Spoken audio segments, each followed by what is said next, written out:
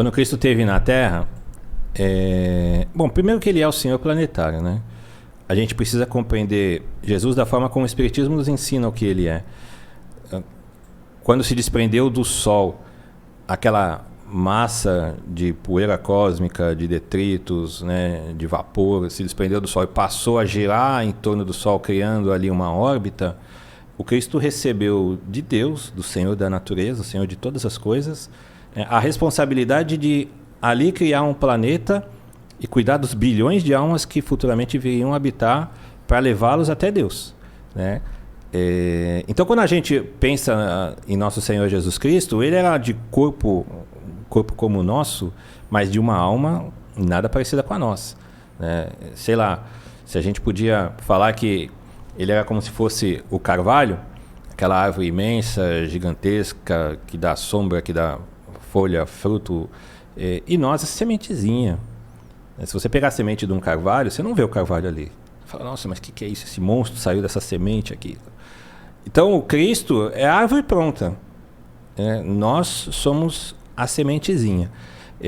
Então, ele nos recebeu e vem trabalhando por nós ao longo desses milhões de anos. Milhões de anos. E um dia, ele pessoalmente veio à Terra para nos ensinar o caminho da verdade, do amor, da vida, o caminho da felicidade. Era como se ele dissesse assim, olha, vocês querem ser felizes? O caminho é esse aqui. Faz isso aqui, que o que te espera ali na frente é a felicidade plena. E no meio desse monte de ensinamento que ele nos deixou, ele falou a respeito das muitas moradas do Pai. Ele disse, olha, na casa do meu Pai há muitas moradas. Não fosse assim, eu já o teria dito. E com o Espiritismo, a gente conseguiu compreender o que ele estava querendo dizer dessas muitas moradas, né? Quando a gente olha para o espaço, o Éder, aqui não dá para fazer muito isso, né? Porque muita poluição, muita nuvem, a gente não vê muitas estrelas. Mas principalmente no interior, quando a gente viaja para o interior, é estrela que não acaba mais, aquele universo infinito, todo estrelado. Tudo aquilo dali são corpos celestes que viajam no espaço. E pelo que os espíritos nos ensinam, todos, sem exceção, habitados. Todos, a vida pulula. A vida não para, ela é vasta, ela é infinita, ela povoa todo o espaço universal. Porque a casa de Deus o que é? É o universo. É o universo.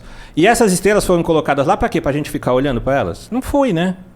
Ela tem uma finalidade. Deus não faria algo inútil. Nem nós fazemos nada inútil, né? Ninguém constrói um prédio imenso para usar um apartamento só e o resto deixar vazio. Ninguém faz isso. Então, se nós não fazemos isso, imagina o Senhor do Universo, né? Então todas aquelas casas deles são habitadas.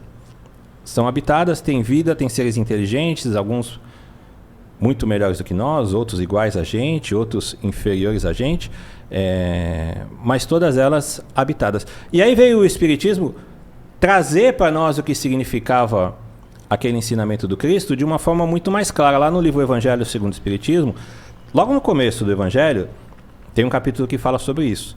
E talvez Allan Kardec ele era pedagogo, ele era professor. E talvez o fato dele ter colocado aquilo logo no começo tinha uma intenção, que eu imagino, só imagino, que tenha sido mudar o nosso ponto de vista. Você começa estudando o livro Evangelho, ele começa lá falando sobre Jesus Cristo, sobre a realeza, sobre a sua natureza, fala sobre as 3 revelações, né? Fala um pouco sobre o ponto de vista, e logo na sequência já coloca as muitas moradas. Por quê? Talvez porque ele queria que desde o começo a gente começasse a mudar o ponto sobre o qual a gente enxerga a nossa vida aqui na Terra. Não ficar olhando só para o nosso berço e nosso túmulo, esse espaço restrito, né, que separa aqui o nosso berço do nosso túmulo. Não.